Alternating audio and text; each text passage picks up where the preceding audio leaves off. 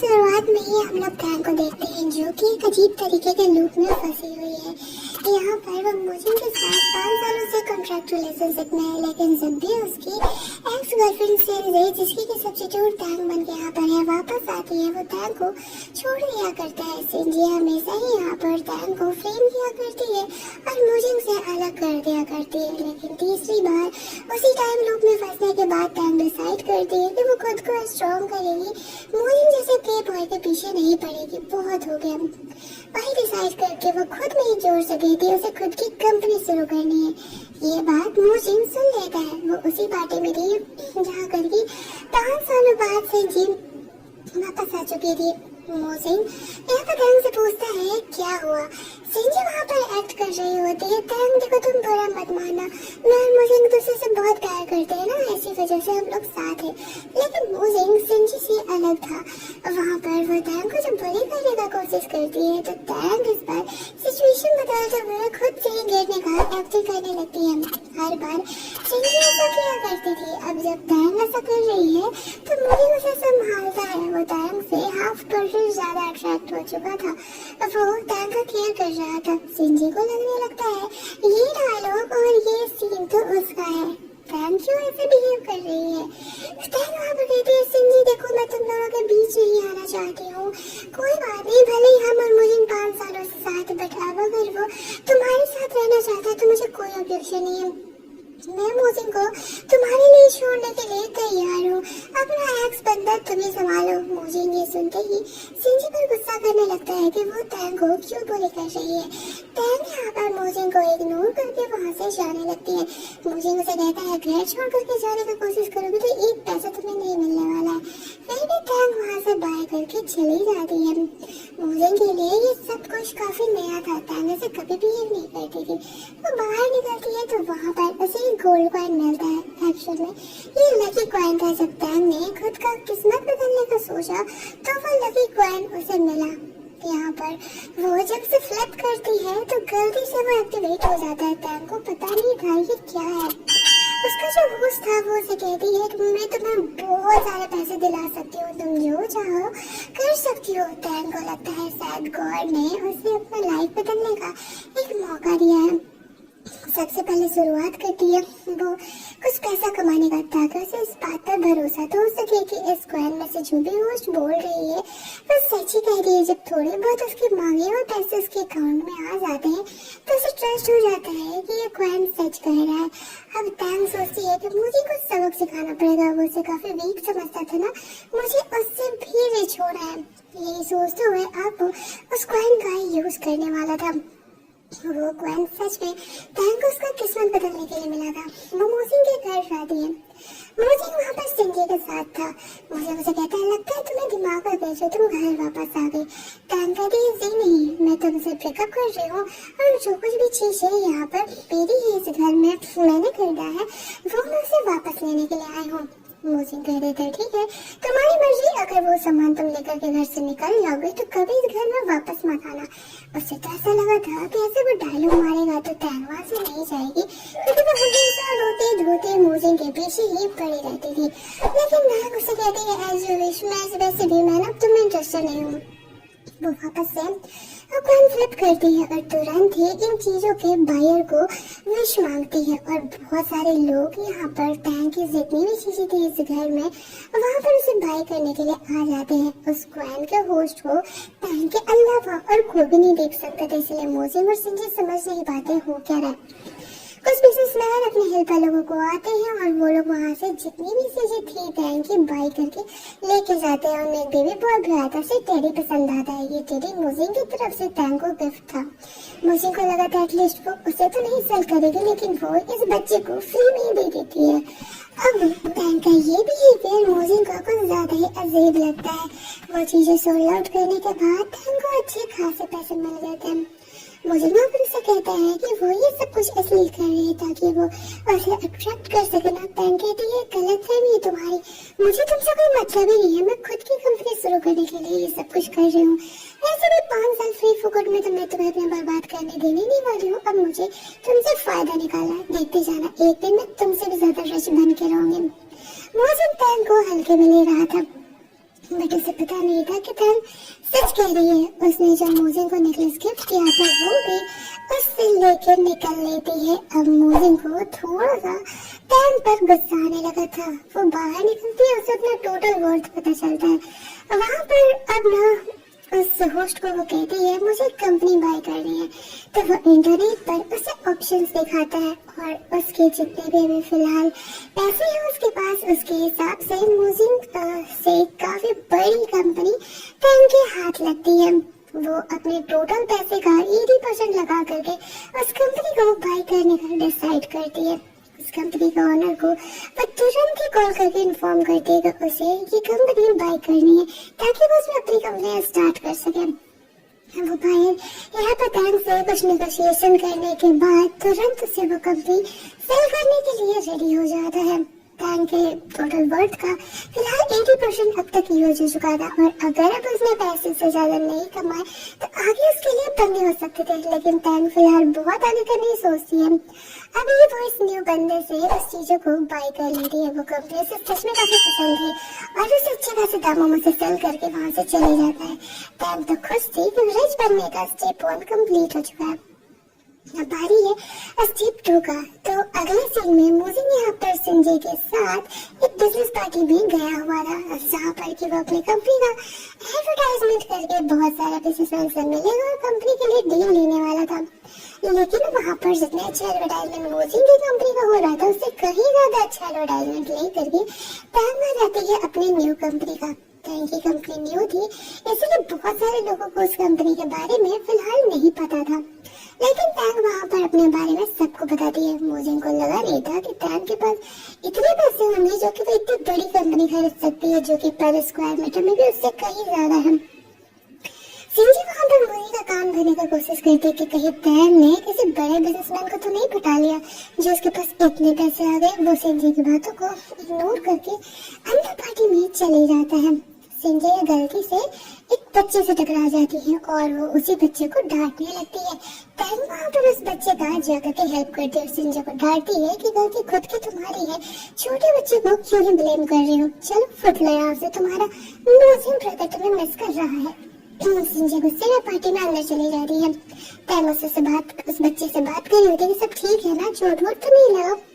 वो बेबी कहते हैं नहीं, ये वही बेबी था जिसको कि टैंग ने फ्री में टेडी बियर दिया हुआ था और वो उसकी असली आइडेंटिटी को नहीं जानती थी। वो बेबी यहाँ पर टैंग का हेल्प करना चाहता था। वो कहता है उसने उसका हेल्प किया। वो ना मोजिन को परेशान कर रहा होता है। तभी वहाँ पर मोजिन आता है और उस बच्चे को पकड़ लेता है। उस बेबी को थोड़े से पैसे देकर के कहता है कि तुम मेरे साइड हो जाओ, तुम ना टैंग को जाकर के परेशान करो। लेकिन वो बेबी कुछ ज्यादा ही टैलेंटेड था। वो पैसे ले करके पहुंच आता है टैंग के पास और कहते हैं देखो देखो मोजिन ना मुझे इतने पैसे दिए तुम्हें परेशान करने के लिए। टैंग यहाँ पर जोर जोर से बोलकर सबको बताने लगती कि देखो मेरे जैसे नए क्रिएटर को मोजिन किस तरीके से परेशान कर रहा है। यहाँ पर नहीं छोटे बच्चे को पैसे देकर के ऐसे परेशान कर रहा है। अब मोजिन को लगने लगता है कि टैंग सच में पागल है। सब यहाँ पर मोजिन को सबकी निगाहों से घूरने लगते हैं। क्या वो सच में ऐसी छोटी सी लड़की को परेशान करने के लिए ऐसा कर सकता है? वो बेचारा चुप ही था। तभी वहाँ पर सिंजी मोजिन के पास आती है। ये देखकर के टैंग ऐसे रिएक्ट करती जैसे घंटा बराबर भी उसे कोई फर्क नहीं पड़ रहा है। लेकिन अब मोजिन को टैंग के इस बिहेवियर से उसमें काफी ज्यादा अट्रैक्शन लगने लगा था।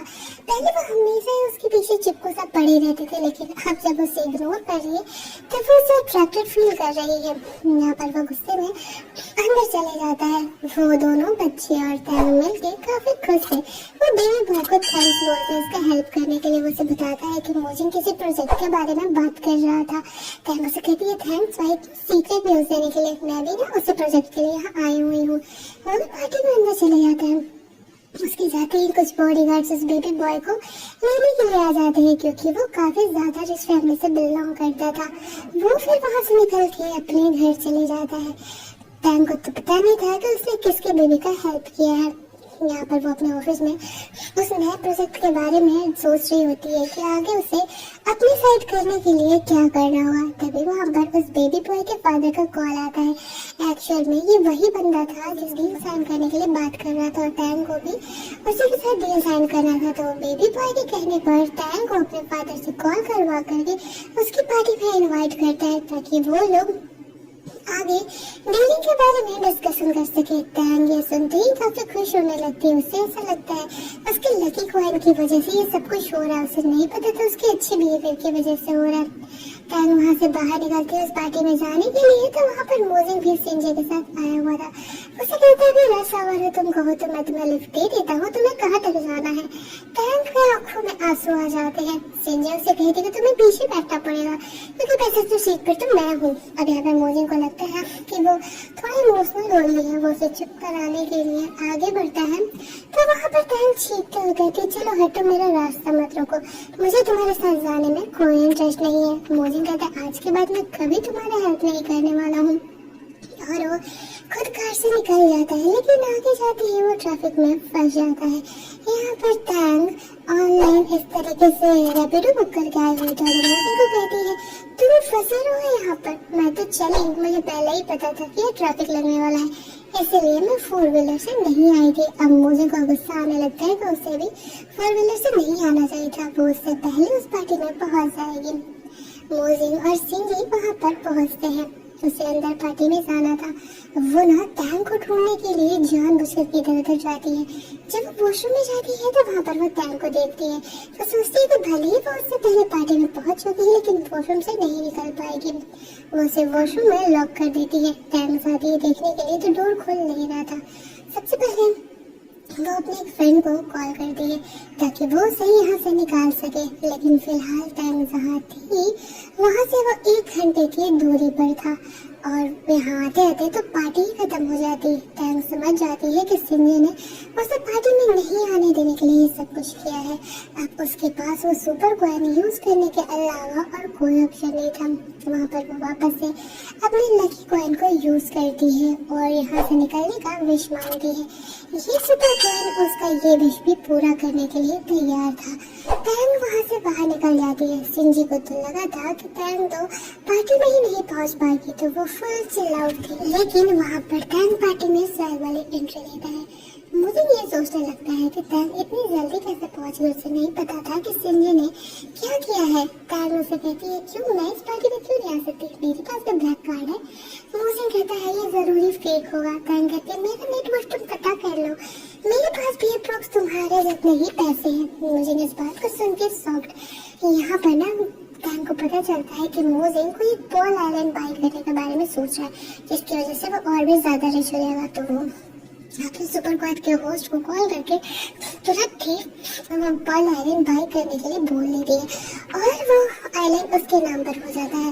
मोजिंग अभी उसी बारे में बात कर रहा था तभी उसे पता चलता है कि एक्चुअल में उस पॉल आइलैंड के ऑनर तो अब टैंग बन गई है। वो इस चीज को लेकर के काफी ज्यादा शॉक्ड हो जाता है। टैंग उससे कहती है, मैंने कहा था ना कि तुमने मुझे बहुत ही कम आंका है, अभी तो सिर्फ आइलैंड मैंने तुमसे लिया है, आगे भी देखते जाओ ये प्रोजेक्ट भी मैं तुमसे लेने वाली हूँ। मोजिंग इस बात पर हंसने लगते हैं। दोनों अभी बातें कर रहे होते कि वहाँ पे सिंजी आती है। सिंजी टैंग को बाहर देख करके शॉक्ड वो सोचने लगती है, अभी तो उसने उसे वॉशरूम में बंद किया था, ये बाहर कैसे हो गए। टैंग इस बात का जवाब नहीं देती है। सिंजी वहाँ पर टैंग को धक्का देने के लिए जा रही थी। टैंग साइड हो जाती है। मोजिंग उसे कुछ इस तरीके से संभालता है। तभी वहाँ पर वो बिजनेसमैन एंट्री लेता है। टैंग उसे देखते ही पहचान जाती है कि एक्चुअल में ये तो वही बंदा है जिसके साथ वो लोग यहाँ पर डील साइन करने के लिए आए हैं। उसे उसके सामने अच्छा बिहेव करना होगा। वो बंदा यहाँ पर फैमिली और गर्लफ्रेंड जैसे टॉपिक्स पर ज्यादा बिलीव करता था। वो खुद ही एक फैमिली मैन था। मोजिंग को सिंजी के साथ देख करके वो उसे कहता है कि क्या वो यहाँ पर अपनी वाइफ के साथ आया है। सिंजी ये सुनकर के खुश हो रही थी, लेकिन मुझे कहता है नहीं ये तो बस उसकी फ्रेंड है। टैंग यहाँ पर उस बिजनेसमैन की थिंकिंग समझ जाती है। पास में वो उस लड़की को देखती है जिस लड़की ने टैंग को वो अपना ऑफिस सेल किया था। तो वो उसे जाके कहती है, सुन ना, हाँ मुझे ना तुम्हारी एक हेल्प चाहिए। इस तरीके से मेरा फेक बॉयफ्रेंड बनने का एक्टिंग कर दो कुछ देर के लिए, मुझ बेचारी का भी फायदा हो जाएगा। अब वो बंदा यहाँ पर टैंग का हेल्प करने के लिए तैयार हो जाता है। अब वो जाकर के बताती है उस बिजनेसमैन को कि एक्चुअल में ये बॉयफ्रेंड है मेरा। अब वो बिजनेसमैन काफी खुश होने लगता है। टैंग को तो वो वैसे भी पहले से ही पसंद करता था, उसने उसके बेटे का हेल्प जो किया था। लेकिन यहाँ पर मोजिन को जेलस होने लगता है ये देख करके कि टैंग कौन से लड़की के साथ है। टैंग को भी पता चलता है कि एक्चुअल में ये बंदा कोई और नहीं उस बिजनेसमैन का कजन ब्रदर है। ऐसा लगता है उसने लंबा हाथ मारा, लेकिन मोजिन टैंग को इधर अपनी तरफ खींच लेता है। उसे टैंग को किसी और लड़की के साथ देख करके काफी जेलस हो रहा था। अब वो दोनों मिलकर के उस बिजनेसमैन के साथ कम्पीट करने वाले थे उस प्रोजेक्ट को पाने के लिए। उन दोनों को और बिजनेसमैन 2 दिन का समय देता और कहते हैं जो भी उसके लिए अच्छा प्रपोजल लेकर के आ पाएगा उसे वो डील देगा। यहाँ पर हम लोग देखते हैं कि मोजिन तो काफी अच्छे एक्सपीरियंस पर्सन को बुला कर अपना काम करा रहा था। वो सोच रहा था टैंग के बारे में, बेचारी ने खाना खाया होगा नहीं, वो भी तो मेहनत कर रही होगी। संजय से कहती है मैंने टैंग के ऑफिस की लाइट कट करवा दी और उसके ऑफिस में कुत्ते छोड़ दिए हैं, टैंग तो काम ही नहीं कर पाएगी। मोजिन को उसको फिक्र होने लगता है क्योंकि उसे पता था टैंग को डॉग से डर लगता है और वो फेयर कंपटीशन करना चाहता था। इस तरीके से नहीं। अगले दिन बोलो मीटिंग के लिए जाते हैं तो मोजिन को नींद आ रहा था। टैंग उसे छेड़ते हुए कहते लगता है काम करने में कुछ ज्यादा ही बिजी थे इसलिए सो नहीं पाए। बेचारा मोजिन उसे क्या बताया, वो टैंग को हेल्प करने के लिए लंच लेकर उसके ऑफिस गया हुआ था, लेकिन खुद ही यहाँ पर वो ठॉग लोगों का आवाज सुन करके वहीं पर रात भर इसी तरीके से कोने में टुपके रह जाते हैं। सोचो इतना बड़ा इंसान इतने छोटे छोटे क्यूट डॉगी से डर रहा है।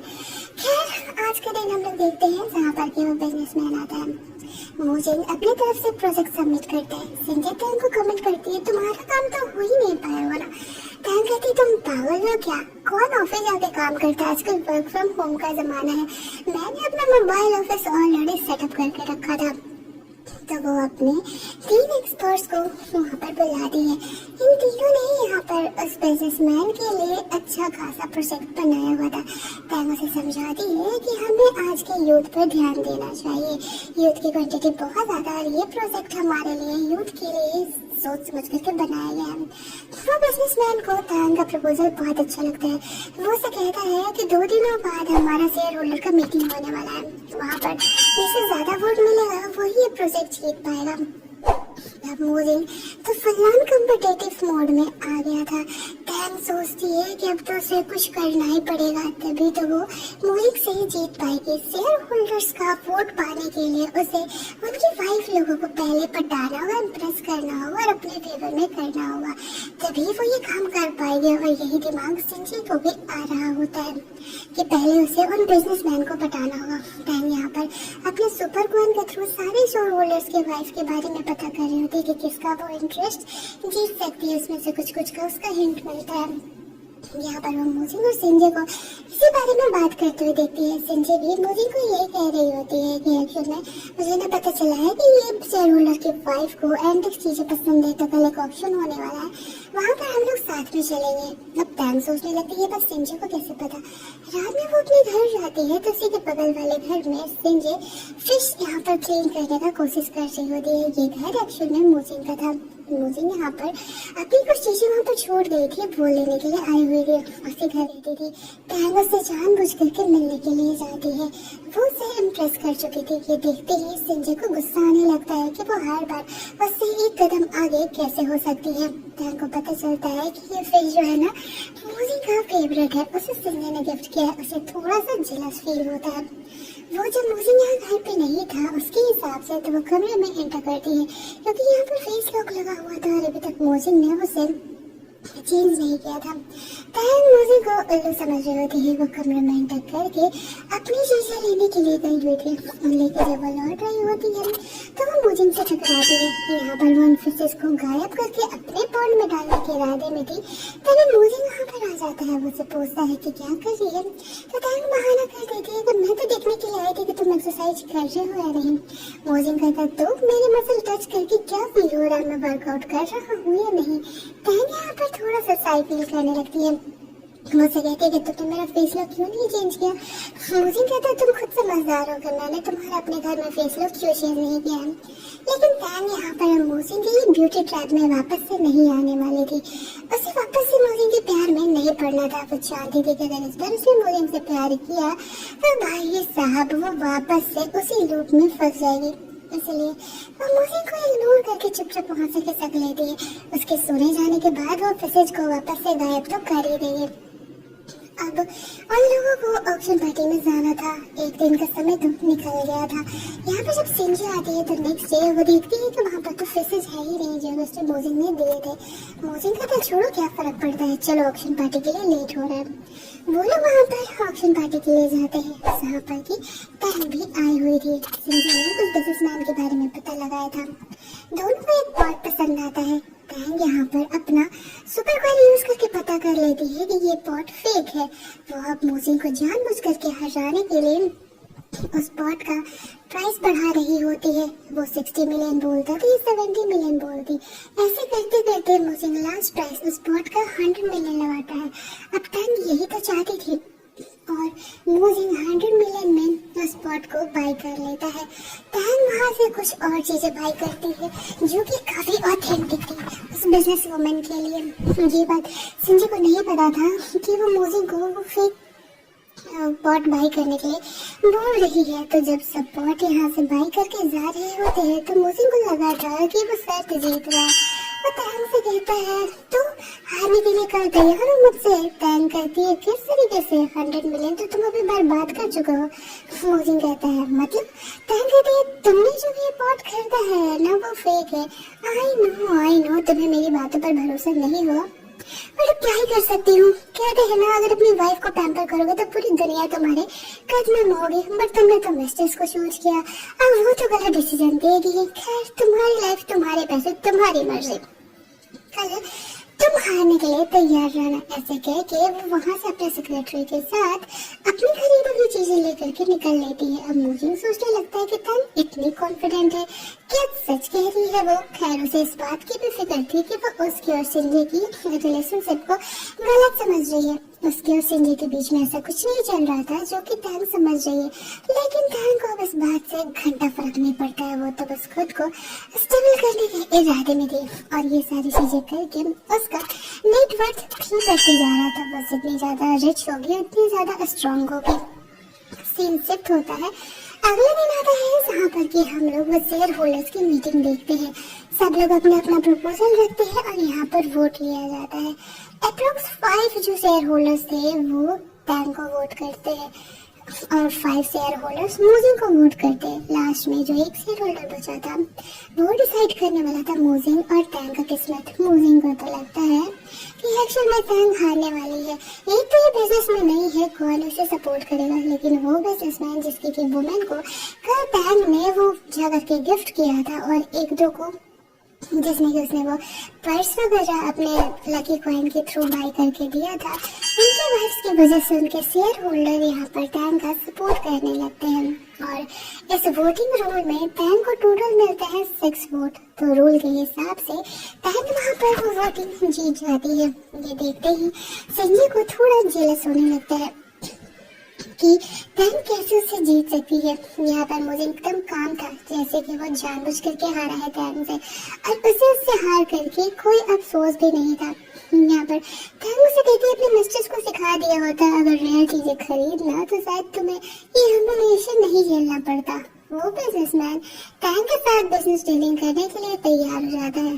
वो लोग तुरंत ही यहाँ पर अपना वो कॉन्ट्रैक्ट साइन कर लेते हैं। सीनियर से कहती है इस चीज के लिए तुम पैसे कहाँ से लाने वाले हो, तो सिर्फ तुम्हें राउंड 1 देता है।